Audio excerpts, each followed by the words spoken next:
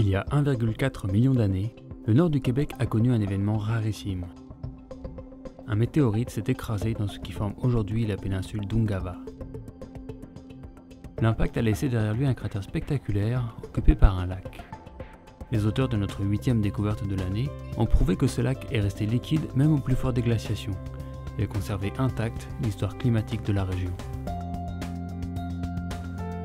Durant la dernière glaciation, donc il y a environ 20 000 ans, dans le nord du Québec, il y avait jusqu'à 3 km de glace. Et l'intérêt de ce petit lac, qui fait quand même 3-4 km de diamètre, c'est que le glacier a passé par-dessus le lac sans éroder les sédiments. Donc le glacier, en passant, a laissé ses sédiments. Ces sédiments sont allés jusque dans le fond et c'est grâce à ces sédiments qu'on a pu reconstruire l'histoire géologique de ce lac depuis la dernière glaciation. Pour apporter au laboratoire quelques morceaux de ces archives climatiques, Guillaume Saintonge et ses collègues ont dû affronter les rigueurs du Nord. Le cratère des Pingaluit, c'est un site qui est exceptionnel, mais c'est aussi un lac qui possède les eaux parmi les plus limpides au monde. C'est également un site qui est important pour les Inuits. Donc aujourd'hui, c'est un parc national et le lac lui-même a une protection extrême. Donc évidemment, au niveau scientifique, ça amène beaucoup de restrictions.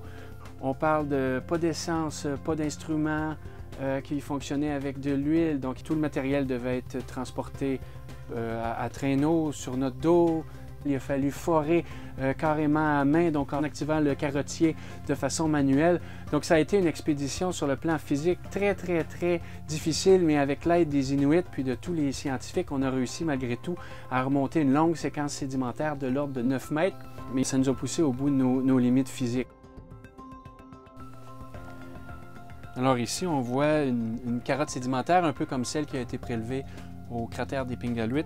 Et puis c'est vraiment en analysant là, centimètre par centimètre avec une batterie d'analyse qu'on a réussi à reconstruire les différents types d'environnements sédimentaires qui ont existé sous la calotte de glace durant la dernière glaciation.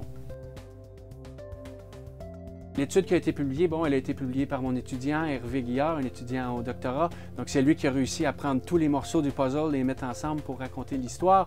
Mais en réalité, ça a été un super travail d'équipe, aussi bien en laboratoire que sur le terrain. Et il ne faut pas oublier aussi l'aide des Inuits sur le terrain qui a été inestimable.